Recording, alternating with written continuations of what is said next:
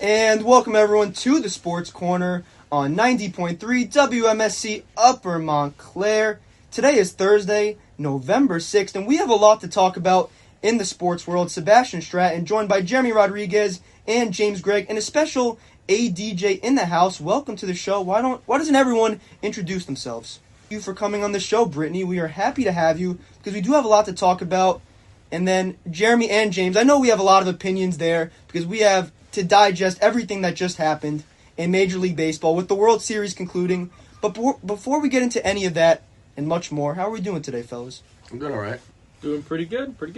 All right, so why don't we just jumpstart it right away. The last time we ended off, and a special shout out to Lorenzo Gonzalez, who couldn't be on the show today. We all miss you dearly, Lorenzo, but the show must go on. Of course we miss you, but we do have a lot to talk about. And the last time we left off, we started and we ended off in Game 5 of the World Series with the Toronto Blue Jays taking a 3-2 lead over the Los Angeles Dodgers. They have the day off on Wednesday. They have the day off on Thursday. They play on Wednesday. They go back to Toronto for their matchup in Canada with a 3-2 lead for the Blue Jays in Game 6 of the World Series with Yoshinobu Yamamoto on the mound for the Dodgers and Shane Bieber on the mound for the Blue Jays. Yamamoto, he was stellar in Game 1. He's been stellar all series long. Game 2, Snell started Game 1. He's been stellar all along. Of course, he won the MVP. We'll get into that as we go on with the show. But Game 6 of the World Series, the Blue Jays having the opportunity to win it on Halloween. No such thing as November. Just win it right there and then. But they were unable to do that. What did we think of this matchup with the Blue Jays going up 3-0 in that game, but the Dodgers didn't budge? And eventually they were able to win that one in extra innings once again, 5-4 in 11 innings. Are we talking about Game 7? No, Game 6. Oh, no. Oh, yes, sorry. Yes, Game 6. Why I had the wrong tab open, sorry. Game 7, 5-4, jumping ahead. Game 6, because I had Yamamoto on both sides. That's how good he was, ladies and gentlemen. He pitched in Game 6 and 7 after he threw 96 pitches in Game 6. But we will jump to Game 7 shortly. But Game 6, 3-1 for the Dodgers. They did take the lead in that one, 3-1, and they held that for the rest of the game. It was Yoshinobu Yamamoto versus Kevin Gausman with Tyler Glasnow getting the save. What did we think of that game? I mean, this was just another Yamamoto masterclass, and we knew if they were going to get back into this series, he was going to have another classic performance, and that's what he did. 6 innings, 6 strikeouts, only 1 earned run. Glasnow for an inning, and good 2 relief appearances. I mean, this is exactly what you needed. If the Dodgers wanted to get back into this, they needed to pitch their hearts out, and that's exactly what they did in Game 6. Yeah, I mean, you really can't complain. When you have Yamamoto out there, the Dodgers are basically a lock, you can say, in the World Series. Definitely in the playoffs. I mean, he was just, again, so good, and MVP showed why. You know, he definitely well-deserved MVP. He played just lights out, pitched great, and they got out-hit in Game 6 as well by 4. So, I mean, the Dodgers scored 3 runs in the third. That was their entire offense, and that's all they needed. So, it just goes to show you that this Dodgers team, even when they don't hit the best, they only had 4 hits in that game, got out-hit by 4. Toronto Blue Jays had 8 hits that game. They still found a way to win by 2. I mean, that pitching staff is just, again, so good. And it's only right. If we talk about Yoshinobu Yamamoto, part of that pitching staff, part of the reason they were able to force a Game 7, as we talked about in the last show, all series long, the Dodgers have had a difficult time basically stringing hits together and then putting runners on base, capitalizing with runners in scoring position. Even in that Game 6, they left 5 runners on base. They were 2 for 6 with runners in scoring position. Compared to the Blue Jays, if you just get one more big hit, because in that Game 6, the Blue Jays finished 1 for 9 with runners in scoring position, you get one big hit and you potentially win the World Series right there and then. But they were unable to do that, but it's only right if we talk about Yoshinobu Yamamoto because he was so stellar for the Dodgers in Game 6. 6 innings pitched, 5 hits, 1 run, 1 earned, 1 walk, and 6 strikeouts, throwing 96 pitches. He was just unbelievable. Justin Robleski comes in relief. Roki Sasaki, Tyler Glasnow. What do we make of the performance by Yoshinobu Yamamoto?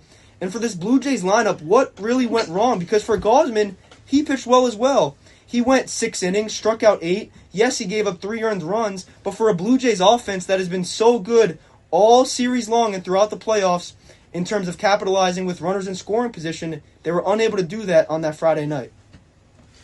Yeah, just like I said, I mean, I just think the Dodgers pitching shut them down, and It's crazy to say. I mean, we'll get into this in Game 7, but the Blue Jays really outplayed the Dodgers in almost every facet of this series, and the Dodgers still found a way to win, and I think that just speaks volumes on how good this Dodgers team is, that they were able to win the World Series, and they weren't even playing good baseball. Yeah, I mean, it's the Dodgers. You mentioned, especially Game 7. I mean, the Blue Jays had so many opportunities, especially late in the game. The ninth inning was probably their best chance to win the game right then and there in Game 7. But even in Game 6, you mentioned 1 for 9 runners in scoring position for the Blue Jays. I think that's the main reason they won. Probably the only reason. I mean, they out-hit the Dodgers, but the Dodgers just got the timely hits, the key hits when it mattered, when runners were in scoring position. I mean, they had a RBI double by Will Smith and then a 2-run single by Mookie Betts that brought in 2 runs, and then that's all they needed in 1 inning. So I just think it's timely hits. When the runners are in scoring position, that's when you need to get the hits. The Dodgers did that. The Blue Jays struggled with that all series, especially the last 2 games, and eventually it haunted them in Game 7 when it went to 11 innings and the Dodgers found a way to win. That was a Game 6 game, as you guys mentioned. Great points all around. The Blue Jays out-hit the Dodgers. They were better in the field. The Dodgers made an error compared to the Blue Jays, who made no error. So the Blue Jays out-hit the Dodgers 8-4, but they were still unable to get any runs. And once the Dodgers took that lead in the 3rd inning, that was it. Mookie Betts, who was horrible, and we mentioned on the show, was bad all throughout the playoffs, coming into the World Series, and then he continued those struggles. You had Andy Pages, who was benched for Miguel Rojas. There was a little bit of a switch there. We saw Tommy Edman play a little bit of center field in Game 5. We saw Kike Hernandez be moved around a little bit. But then Miguel Rojas, and we'll get into him and how stellar he was, especially in the bottom of the 9th inning, that double play to basically save the game on the scoop. I don't know where you were going there at second base and Addison Barger. You have first and second, 1 out right there, and you get doubled off, or second and third, and you get doubled off with George Springer on deck. You have to be sure right there. Obviously, I do understand the mindset of on contact. You do want to try to score from second. But I think anyway, as the third base coach for the Blue Jays, you're sending the runner either way, because it's either you tie the game or you don't. You potentially force another extra innings right there in Game 6. But they didn't do that. Let's fast forward to that bottom of the 9th inning. Second and third, nobody out. Alejandro Kirk pops up. And then eventually that situation with George Springer on deck to give themselves a chance with Andres Jimenez at the plate. Fly ball to left field. Kike Hernandez makes the play. Throws it into Miguel Rojas, who is covering second base. And Addison Barger is doubled up to end the game. And George Springer doesn't get the chance to bat. Yeah, it just can't happen, but I understand they're trying to take those aggressive leads, and it might have affected their decision in Game 7 for Isaiah Kiner-Falefa when he didn't take that big of a lead off of third. That could have won them the game. That's kind of just like it's an in-between type of play. He was probably taking a super aggressive lead, maybe took a couple steps off the bag, and that's all it takes to get doubled off, especially with a locked-in Dodgers defense with their season on the line. That's all it takes, but that can't happen in the biggest game of your life. That just can't happen. Yeah, there's not much to say. I mean, the Dodgers, you mentioned the lockdown defense. They were locked in all World Series, and then the Blue Jays, you have to take risks like that sometimes. You do, but when it's, you have one of your better hitters coming up and you have only 1 out in that inning, I mean, probably shouldn't try to be so, reckless to try to get that tying run in when you have, again, your top hitters coming up on deck. Not necessarily have to play so aggressive. I get it, though. You have to make those plays sometimes, especially in the World Series where you're potentially playing your last games of your season. So you want to play your hearts out. You want to try to, try to get those extra runs when you can. But I think that time was a time where the Blue Jays shouldn't have done it because you had Springer, you had your top of the lineup coming up. I think that's when you play a little bit more passive. But, again, I think the World Series is the time to do it. But I think the Blue Jays just went a little bit too quick for me. And I think it's only right if we talk about what led to that moment and how the Dodgers got the lead anyway. And I want to get your thoughts on this because it was a crucial decision by Blue Jays manager John Snyder in the top of the 3rd inning. And this is how the inning started. 0-0 game, nobody on base, no one out. Kike Hernandez strikes out looking. Tommy Edman doubles to right. So you have a runner on second, 1 out. Miguel Rojas strikes out looking.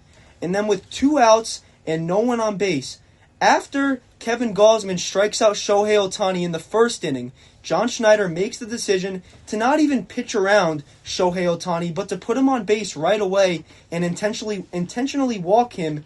And with Will Smith on deck, moving up to the 2 hole in that game after being slotted in that 4 or 5 hole throughout the previous games in the playoffs and then in the beginning of the World Series, doubles down the left field line with Tommy Edmonds scoring and Ohtani to third base. So you have a runner on second and third, 2 outs. Freddie Freeman walks and Mookie Betts singles to left field with Ohtani and Will Smith scoring, Freddie Freeman advancing to second, and Teoscar Hernandez striking out to end the inning. What do we think of the decision by John Schneider, Blue Jays manager? I do understand it. He's the best hitter in Major League Baseball. Him and Aaron Judge, that's your 1-2 punch in Major League Baseball, the face of the league. But I really don't agree with it right there. I think Kevin Gausman, his splitter is so good, and he has that sneaky fastball. If you keep your pitches on the outside part of the plate, and you don't give Shohei Ohtani an opportunity to pull the baseball, I think I'm okay with attacking him right there. If you fall behind 1-0, 2-0 in the count, then you pitch around him, and I'm okay with that. But what do we make of the decision by John Schneider to make a season-altering move?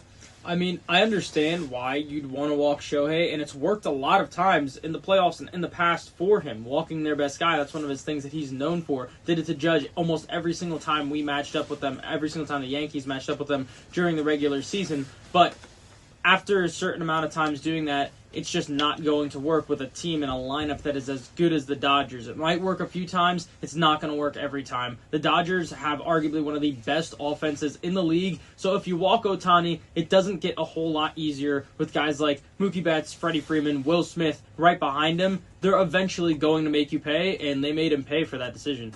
Yeah, I feel like, it's 2 teams in the World Series, right? So I think you got to get out of this analogy where you got to intentionally walk your best player. Ohtani, going into that Game 6, didn't homer in the 2 games prior. He actually did not homer in the last 4 games of the World Series. So there's no really reason why you're walking him intentionally, and at least you're not try not to pitch to him. Only had 3 hits in the last 4 games, and was 0 for 7 going into Game 6, and only went 1 for 3 that game with a double. So again, I think the Blue Jays knew that coming in. He hasn't really been hitting the ball the last 2 games. Literally went 0 for 7 in the last 2 games prior before Game 6. So you're both teams in the World Series, so you can't be walking Shohei Ohtani. You have guys like Will Smith and guys like Freddie Freeman coming up. Those guys have been doing it for years, so I think you got to get out the analogy if you're the Blue Jays. Yeah, you walked Ohtani, but then you have several players that know how to hit, who've been hitting, who hit last year in the World Series, who won a World Series last year. That all comes into a play. So I think for the Blue Jays, it's just a learning experience for them. And it's very difficult to put all of the blame on John Schneider because he's been so good throughout the playoffs, especially when it comes to bullpen decisions and just decisions in general, knowing when to use certain relievers. We even saw Trey Yesavage come in the 9th inning in Game 7. He's been very good with Lewis Farland and then Jeff Hoffman, finding ways to insert them in the game. We've seen Sir Anthony Dominguez. So it's very difficult to put all of the blame on John Schneider, but I do think even if Shohei Ohtani doesn't necessarily strike out... if Kevin Gausman doesn't necessarily strike out Shohei Ohtani, I still think there's an opportunity. As I mentioned, you use your off-speed pitches. You don't even have to give him a fastball. There's no need in that at-bat. You don't have to give him a fastball because for Alejandro Kirk, as the Blue Jays catcher, you can even be setting up on the outside part of the plate. All it takes is one fastball to leak middle in, and Shohei Ohtani will crush it, and that baseball is not coming back. But I do disagree with not pitching to him entirely. You have the ace on your mound. He just got a strikeout of Miguel Rojas, so the Blue Jays crowd was into it. You have all of the momentum on your side. You're up 3-2 in that series. So I don't agree with not pitching to Ohtani in general. You need to give your starting pitcher a chance. The ace of your staff, he got himself in that jam. Not even necessarily a jam, only a runner on second, no runs in. But you do have to give him a chance to get out of it. And John Schneider did not let Kevin Gausman do that. So that's a move he'll be thinking about, honestly, for a long, long time, because that's a season-altering move. And then, as we mentioned, in the bottom of the 9th inning, with the Dodgers up 3-1, and Roki Sasaki, the young Japanese phenom, coming in to close the game, Alejandro Kirk starts off the inning getting hit by a pitch. How about that? As a closer throwing 100 miles an hour, Sasaki was unable to command it. He hits Alejandro Kirk. Miles Straw runs for Kirk at first base. Addison Barger hits a ground rule double. And let's talk about that very quickly because Justin Dean, the Dodgers center fielder, who comes in as a defensive replacement, honestly, I think, and I understand it because it's a little quirk in the rule, that ball looked like if Dean runs and he puts his hand, I think he can get to that baseball. What do we think of that play? I mean, he can get to the baseball, but I think it's a part of the ground. It's just a part of the ground rules, and it's a rule for a reason. The ball got stuck on the wall, and it was like he could reach it if he wanted to, but if that ball bounces off the wall, you can make an argument that there might be a play at the plate, and that's why the rule is what it is. It pretty much takes any chances of him making a play on it out of the play. That's out of his control. So that's why it is what it is. And both teams know the rule before the game starts. They have to agree on these types of things when they meet at the plate, and the umpires explain the ground rules and stuff like that. And that is one of them. And it would have worked for the Dodgers or the Blue Jays, no matter who it happened to. It happened to happen to the Blue Jays. It was still a double, but I see this. I saw people complaining about this, and maybe it's because there's a lot more like casual fans who watched during the World Series who didn't really like understand this rule. But I think it's not controversial at all, because if that took a bounce off the wall, you could make an argument that there's a play at the plate anyway, and that's not going to happen once it got stuck. Yeah, I mean, for sure. I think it's definitely was going to end up being a bang-bang play for sure. I mean, it hit the wall. You mentioned got stuck under it. There's not much you can do there. Usually, I mean, it's been happening the last few years too, where if a ball gets stuck under kind of the wall there, they just put their hands up and they say ground rule double. So, I mean, it's nothing new. Wouldn't change in the playoffs. So I think it was right to be the call that it was, but I do believe with James. I do think that if it did bounce off the wall or didn't get stuck, there would have been a play at the plate, and then who knows if the Blue Jays would have even gotten that run. So you really never know in baseball because it's so wild, such a wild sport, anything can happen. So I do agree with the rule, and I do agree that it was a bang-bang play. It could have been either way, but the Blue Jays just got the worst of it, unfortunately. I agree with both of you 100%. I do agree with it was definitely not controversial. I'm not saying it's controversial. What I am saying is if Justin Dean runs over there and picks up the baseball, I don't think you blame him. Because we've seen balls in the past get stuck in these weird kind of configurations of ballparks. I think in the heat of the moment, and that was honestly a very smart play by Dean, knowing in that situation, and you saw Kike Hernandez in left field kind of put his hands up as well, signaling to Justin Dean, don't go touch the baseball. But in the heat of the moment, I wouldn't have blamed Justin Dean there if he would have went over there and actually picked up the baseball, because in this situation, you want to get the ball in as quickly as possible. But for Dean, he had that idea, put your hands in the air and let the umpires come over there. Let them come out there and see what's going on. And ultimately, the Dodgers were able to escape that inning, not even put themselves in a position to be down by 1 run in a crazy situation. They got out of that inning entirely and won that game 3-1 and forced a Game 7 November baseball the very next day in Toronto for a World Series championship on the line. That was a game, as I got a little ahead of myself earlier in the show, the Dodgers won that game 5-4. It was a World Series for the ages, one of the best, definitely in the last decade, I would say. What do we make of that matchup overall? And did the Dodgers, they've been so good all year long. They win their second championship in a row, their third championship in the last 6 years. What do we make of that game? And, of course, congratulations to the Dodgers, but what do we think of that game? I mean, that gave me flashbacks to, like, Cubs-Indians from 2016. That was one of the best playoff games I've ever watched. I was in the midst of some Halloween stuff going on that weekend during Halloween weekend, but I made time, especially during the later innings of this game, to be able to watch this. And it was just great baseball. It was such fun baseball to watch. As like, I wasn't technically unbiased because I did want the Blue Jays to lose, but I mean, with the Yankees not being in it, I just wanted to see good baseball, and good baseball we got, especially in. I thought Miguel Rojas hitting that home run in the top of the 9th inning with the season on the line, of all people, Miguel Rojas. That was just like a crazy moment. It reminded me of what's his name? Rajai Davis? Yes, it reminded me of Rajai Davis. Off Chapman. The most unlikely hitter to tie the game. That's usually what happens in really special moments.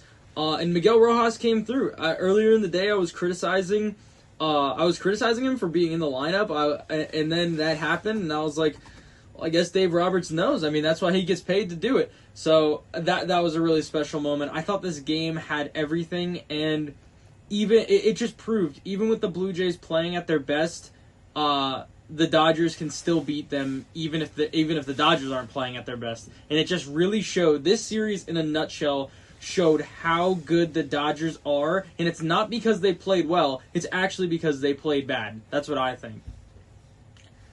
The series for me was definitely, I think, A+ material. I was honestly shocked by the Blue Jays. I didn't think they were going to put up this much of a fight. It's because they're cheating.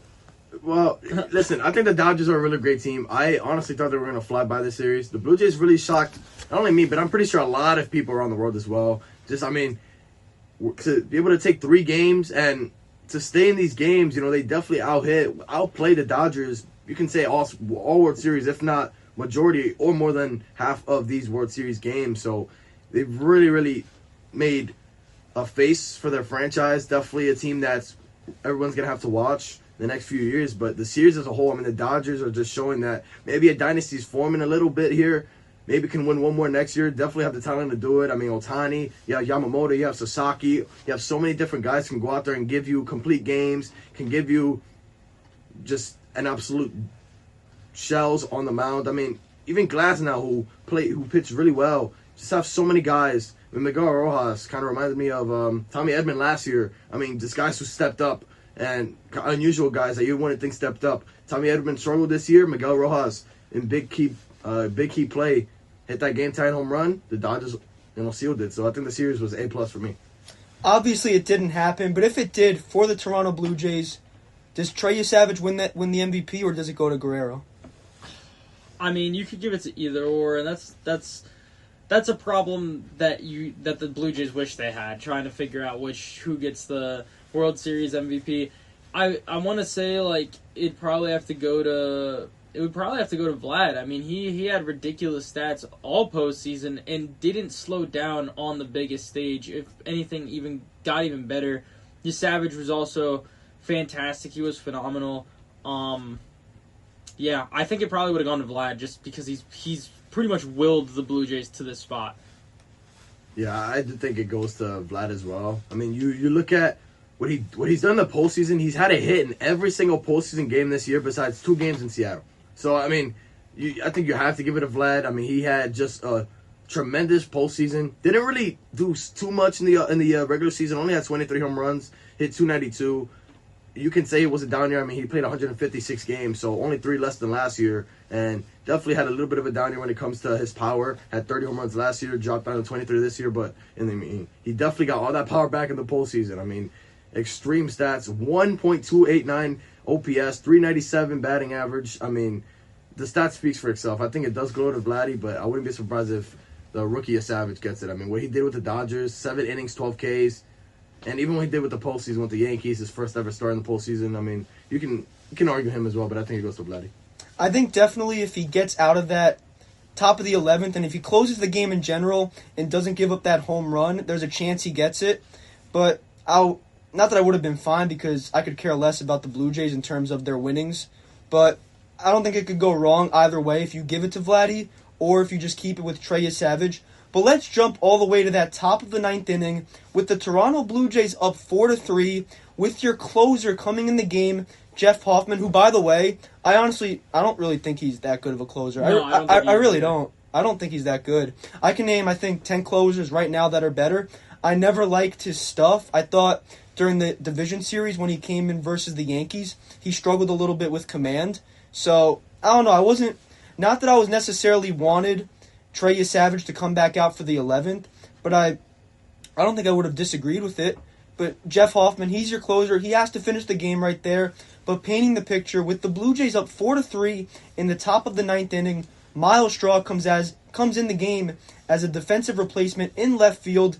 You have 8-9-1 in the lineup, with Kike Hernandez starting off the inning, strikes out swinging, and then Miguel Rojas, who did not start the entire playoffs until Game 6, comes in, and he's not pinch hit for, because if you think about the Dodgers off the bench, number one, I don't think I go to Alex Cole in that situation. No way you go to Alex Cole. I think you keep Miguel Rojas, and he takes a changeup down the middle down, and rips it into the left field seats, and just like that, the game is tied, and all of the momentum in that Blue Jays crowd is just gone. Miguel Rojas, he was unbelievable in that at-bat. I'm just trying to think, what must have been going through his mind? Miguel Rojas? Is it just... I don't know, can you...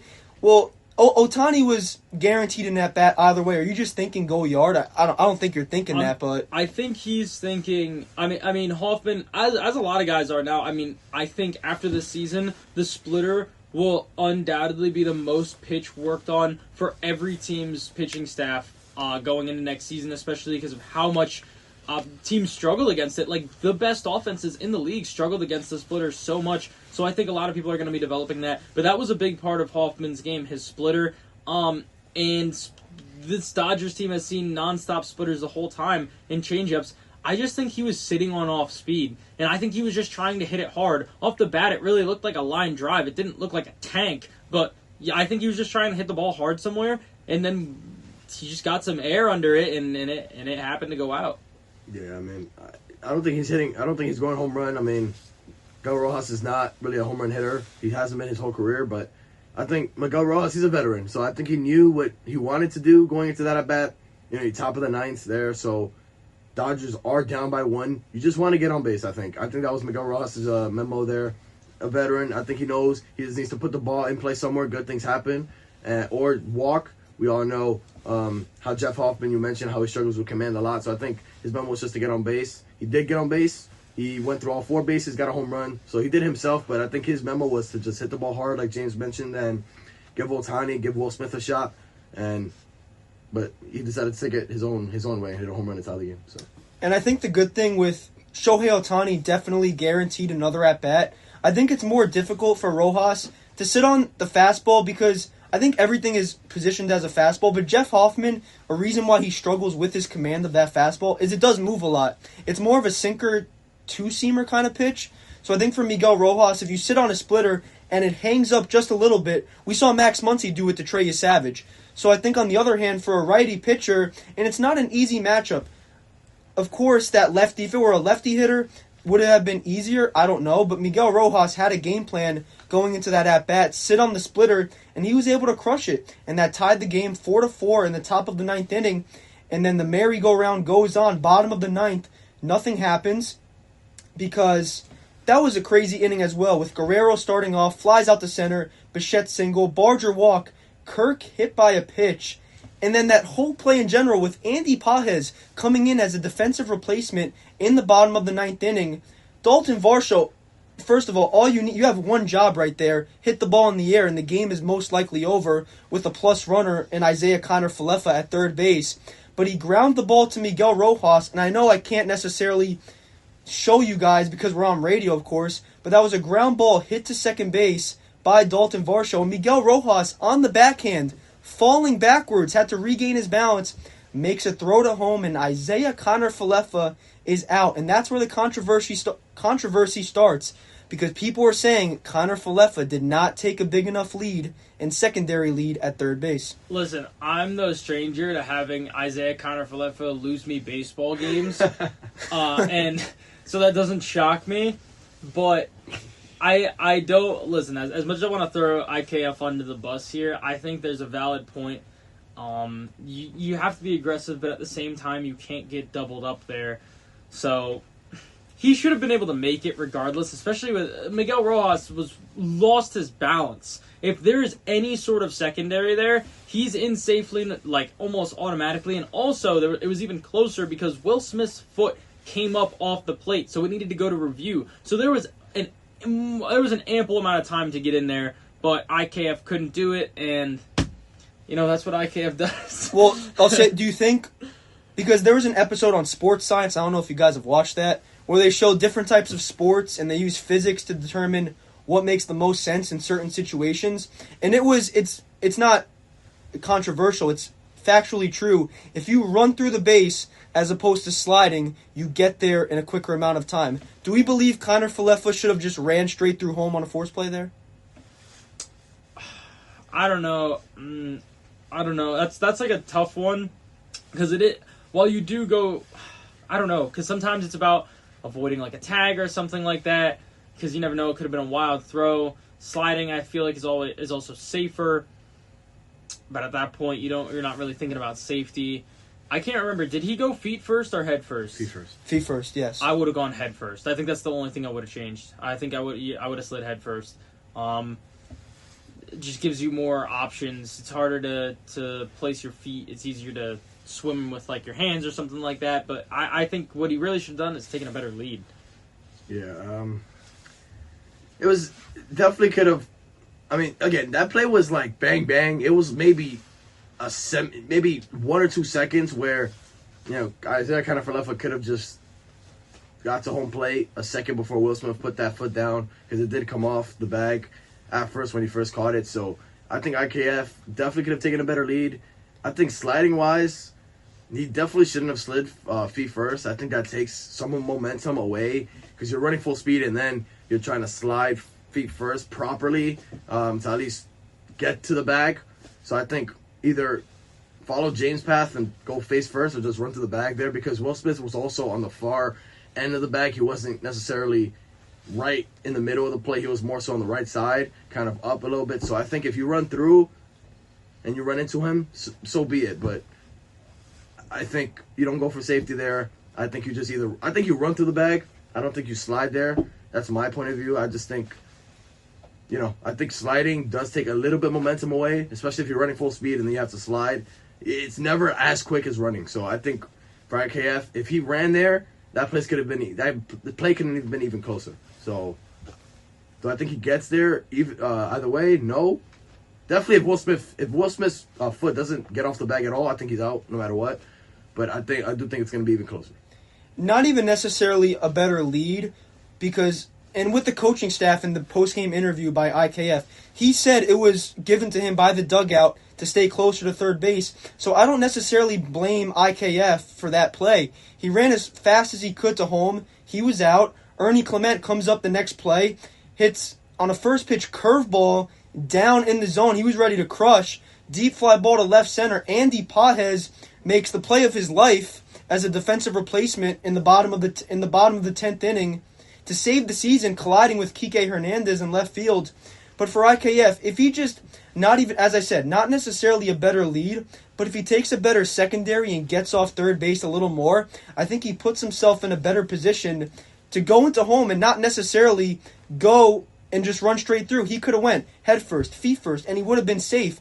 Just a little bit more of a secondary lead would have done the job. But the last point I want to talk about before we take a quick break here is the bottom of the 11th inning. Yamamoto still in the game. Dodgers up 5-4. Vladdy Guerrero starts off the inning with a double to left field. And here is where, as you said, James, there's a lot of casual fans out there. I may be a casual fan for saying this, but I 110% agree with the decision by John Schneider to bunt with Kiner-Falefa there. I don't think he swings the bat. He hasn't been a good hitter all throughout the regular season. In Game 6, I believe he had just gotten his first hit. I think right there, with Kiner-Falefa, and you have Addison Barger and Alejandro Kirk in the hole, I am totally okay right there. With Isaac, obviously it didn't work, and that's where you criticize it, because he didn't get the bunt down, and you're left stranded with a runner on second, one out. But what do we think of that decision for IKF to bunt with a runner on second, nobody out, down by one? I mean, yeah, that's what you're going to do with IKF. I don't want to sound like an IKF hater, but a little bit. I didn't like his time in New York, so personally, if you ask me, I'd rather put a traffic cone with a bat in it than rather see him go up there and try and hit. But, yeah, I'd tell him to bunt, too. I would have went as far as bunt with 2 strikes. Yeah, I would have just, I just would have let him bunt. It's the best chance you're going to get to move him over, unless he runs into something. So that's just what you got to do. That's what you got to do. And he just couldn't get it done. Couldn't come through. I mean, you had obviously Bo Bichette starting, then Isaac Camp came in as a pinch runner, got that at bat. Bo Bichette has been amazing in that World Series, coming back from injury. You have other guys. I'm not sure who the Blue Jays had in Game 7 off the bench, that game specifically, but I'm pretty sure you had other options than IKF. You can probably go with anybody other than IKF, especially in the playoffs. I mean, you mentioned getting his first hit in Game 6. I mean, speaks for itself there. IKF struggles a lot. So, I mean, to bunt, I think you do go for a bunt because you don't want him to strike out. Even if he hits the ball on the ground, You don't know where that could be. It could be a double play. It could be, you never really know with Vladdy at second. So regardless of what side it's hit, then that's where determine if it's a double play or not. If he hits it hard right to a infielder, you never really know that gets either. So, I think the best case scenario was for IKF to definitely bunt. Because he also doesn't really pull the ball to the right side either, which would have been the best case scenario. He hits the ball to the right side. Guerrero goes to third, but he bunted. Didn't work out, but then there's a lot of controversy after that. But, I don't know what else he would do with IKF on the mound besides pinch hit. All decisions there that are going to be questioned right until Blue Jays spring training starts, and even then going into the regular season. This will be a World Series that will be talked about for a long time. James, I love how you compared it to Indians-Cubs in 2016. That game went in extra innings as well. There was a rain delay in that game too. But for the Toronto Blue Jays, they lose that game 5-4, and the Los Angeles Dodgers win the World Series. They win their second in a row. They will go for the three-peat next year, so congratulations to the Los Angeles Dodgers.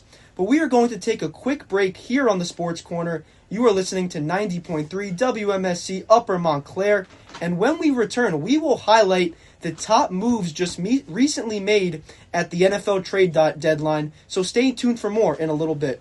We are back here on the Sports Corner. You are listening to 90.3 WMSC Upper Montclair. Brittany had to go a little bit early, our ADJ, but that is okay, because we are still here in studio, Sebastian Stratton, Jeremy Rodriguez, and James Gregg, and we will shift over to the National Football League, and I know both of you have takes on this.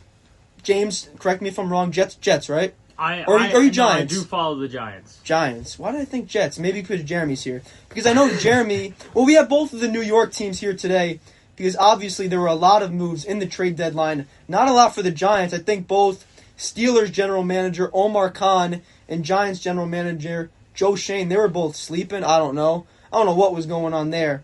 But the first domino of the NFL trade deadline, not necessarily the first one in the day, we'll get to that move, but the major move of the day involved the Indianapolis Colts and the New York Jets, as the Colts traded a 2026 and 2027 first-round pick along with wide receiver Adonai Mitchell to the New York Jets for all-pro cornerback Sauce Gardner. I'll say this, and I'm very proud right now. I think the Steelers must have traumatized the Indianapolis Colts.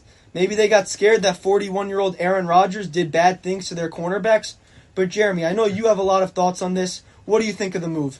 When I first saw it, I was upset, and now I'm mixed emotions about it because I don't know how it's going to work out. We have to see how it works out for the Jets. We got to see who they draft, because the Jets have been historically awful at drafting. That's why, we get first-round picks. Yes, that's a great thing for a young talent in Sauce Gardner, but the Jets have to do something with those picks. They can't go out there and draft somebody that won't be the caliber of Sauce, won't be the caliber of Quinnen Williams even. So, we have the picks. Are we able to draft somebody of their caliber, whether it is in their same position or a quarterback, which is in dire need of the Jets? So that's what I'm saying. Mixed emotions. We're going to have to wait and see. At first, I was very upset because the Sauce Gardner didn't want out. We just gave him an extension for 4 years,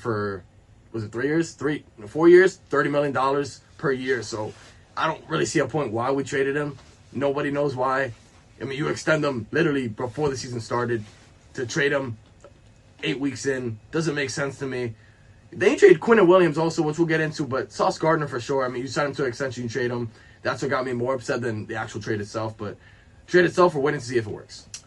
I think, listen, not as a Jets fan, I think this is well worth it if they go out and draft a good quarterback. If they can go out and get a good quarterback, it'll all be worth it. But if the Jets are gonna jet, then I don't know. It's gonna be. It was definitely a sad day for Jets fans to see some fan favorites let go. I'll say this, and no offense to Jeremy. James, I'm sorry for putting that horror on you for thinking that you're a Jets fan. I'm very sorry. Jeremy, I know, and I honestly, listen, as a Steelers fan, I like when the New York teams do well. I actually like to watch the Jets and Giants play well. I'm fine with it. But for the Jets, I know you have a stacked quarterback class coming up in 2026. You have Ty Simpson from Alabama, Fernando Mendoza, who has emerged on the scene. I was watching college football yesterday, and they put out the top 12. I didn't even know Indiana is the number 2 ranked team in the country behind Ohio State. They're really good. So Fernando Mendoza, he's been phenomenal for the Hoosiers. But then, well, I'll say this. Do you want a quarterback in 2026, or do you wait till 27? Or I guess you just, I don't know, combine, you just pick an option then. I mean, I think you have to see how this season plays out. Yes, the Jets are already not in playoff contention. Doesn't matter how many games you win. I just want to see how Justin Fields plays the rest of the season. If he gets hurt, or if something miraculous happens where he plays really poorly, which he had been before that Bengals game. I mean, maybe you'll go out there and draft a quarterback. I mean, Justin Fields, we thought was the answer all season long when we got him, and he hasn't really been the case. The Jets have struggled, not really offensively, more so defensively, but sometimes offensively as well. I think you would wait out definitely until the end of the season, see how Justin Fields plays. If Tyrod Taylor gets a starting job again over Justin Fields for, the next few games upcoming, then definitely need a quarterback change because Justin Fields clearly can't be the guy to, start that offense. So I think you have to wait for now. James, any thoughts? Listen, I feel like the sun is going to explode before the Jets get a good quarterback. That's what it feels like. And I'm not even like a Jets hater. It's not like I feel like it's the Ets curse, the Nets, the Jets, and the Mets. I feel like if you like a team that in the New York area that ends with Ets, like you're just cursed. So I don't know. I just think if they can go out there, especially if they get if they have a decent position in the draft, and you're going to be positioned well to draft a good quarterback who's like a decent, solid, and safe projection of a good quarterback, I would just go out there and take it because they've had no answer for literal years. So I think they're just constantly searching for that guy, and I think that's what they should go do. If they can get a quarterback, they'll be good. It'll be well worth it. I want Mendoza, so let's see. I like Mendoza. I want Mendoza. But here's my thing, because you brought up a good point, Jeremy. Justin Fields, he's good, and you think that he has all the intangibles, but I believe the stat is when a team scores 25-plus points, the Jets are Fields in his career, going back to Chicago, Pittsburgh, and now New York, Fields is 1-25. And of course, as a defense, you never want to allow 25 points. But for my franchise quarterback, all I want, down by 7 with 2 minutes remaining in the game, 1 timeout at your own 20-yard line, can you, as the franchise quarterback, take your team 80 yards and tie the football game? That's all I want. You need to be able to come back in big games. You must throw yourself back into big games. We've seen it with the Ravens. I'm not saying it's all Lamar Jackson's fault. I'm not. But multiple times in the playoffs, when the Ravens fall down and they get themselves in that big hole, the Ravens have been unable, with Lamar Jackson at the helm, to fight themselves back into big games. So I think the same is said for Justin Fields. I don't think he's a franchise quarterback. I really don't. I don't know how many times we have to see it. He's had weapons in his career. He reunites right now with his Ohio State teammate in Garrett Wilson. So that's another topic for another day when we preview the offseason later on after New Year's. But the other big move made in that day revolves once again around the New York Jets, and that is the Dallas Cowboys, as they traded their 2026 second-round pick, a 2027 first-round pick, and defensive tackle Mozzie Smith to the New York Jets for All-Pro defensive tackle Quinnen Williams. What do we make of that move? Another one where you look and ask why. I mean, Quinnen Williams, another guy that necessarily never wanted to leave New York, at least not for the time being. Jets traded him anyways. I'm not sure why. I need some answers. Definitely for Quinnen Williams. I guess you can say Sauce Gardner, I guess because of the young kind of aspirations that he brings and the young talent. He's an all-pro cornerback at such a young age. Quinnen Williams is also a young all-pro defensive tackle. Has dealt with injuries, but still a great defensive tackle. So I get why you would trade him. But again, those two guys are the cornerstone to your defense. Both young, and both didn't want to leave New York for the time being. Maybe eventually because the Jets stink, but not for the time being. So you just trade him out of nowhere like that.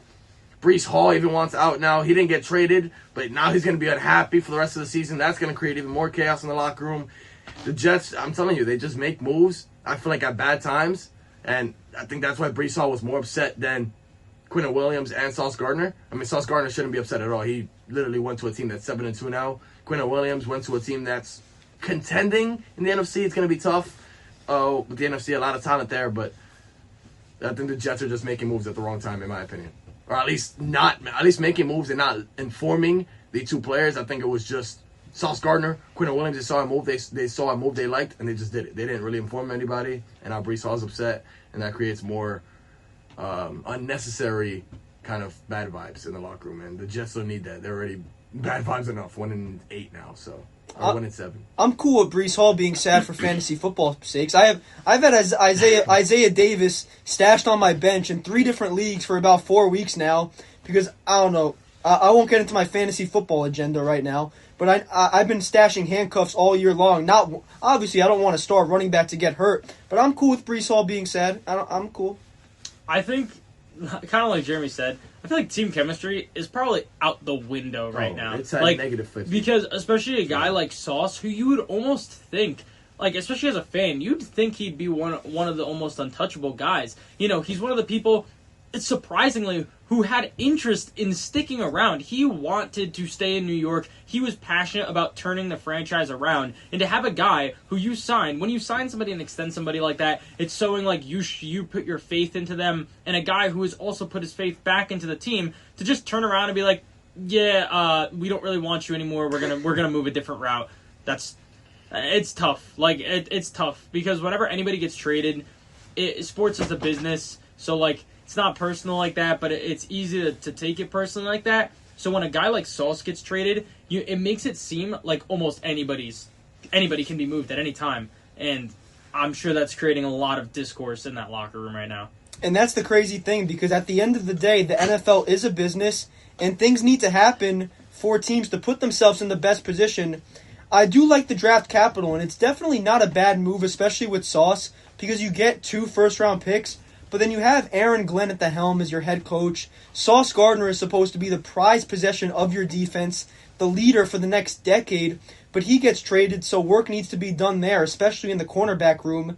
But those are the moves the Jets made at the deadline. But one last move we will quickly discuss is the Seattle Seahawks going out there. They honestly look, watching them on Sunday night, Sam Darnold, similarly to Daniel Jones, Baker Mayfield, just a career resurgence as they traded their 2026 4th and 6th round picks to the New Orleans Saints for wide receiver Rashid Shaheed, who in my opinion has the coolest name in all of football. What do we make of that move and sending him to a team that already features Jackson Smith-Njigba, Cooper Kupp, and then Torrey Horton, who had 2 touchdowns on Sunday Night Football versus the Commanders? I mean, I think if you go from Tyler Show to Sam Darnold, you're living life. And Rashid Shaheed, that Seahawks offense now looks complete. I mean, you have Jackson Smith-Njigba, who is having a career year right now at wide receiver 1. And then you put in a guy like Shaheed, who's a deep ball threat to Sam Darnold. He likes going deep. We saw it on the Vikings last year. He went deep to Jefferson a lot. When Addison was healthy, he went to Addison a lot. So now he has that deep ball threat in Rashid Shaheed. So now he can incorporate Shaheed to that offense. And now he has Njigba and Shaheed to, again, kind of change up. If he wants to go deep, go with Shaheed, maybe go with Njigba a few times, but now you have that clear deep ball threat, and he's been exceeding in that role in Shaheed, and now he goes to a great offense, great quarterback as well. I wouldn't be surprised if that Seahawks team is in contention to win the NFC. I think they have a really good shot right now. Yeah, I mean, that division in the West is looking pretty stacked right now. 3 teams with 6 wins, them on top with currently 6-2. It's a solid team, and you add a receiver like that. I think they're going to be not only a fun team to watch. I think they're going to be very competitive, and we could see them.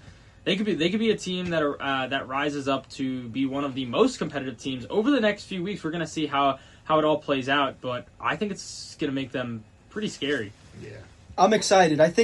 First of all, I think Mike McDonald is one of the most underrated head coaches in the NFL. He comes over in his second year from the Baltimore Ravens after leading their defense for multiple years. I think he's done a great job. Obviously, that division is very stacked. And to think that one of Mike McDonald, Sean McVay, and Kyle Shanahan is going to finish 3rd in the division is pretty crazy. because all of these coaches have had some success.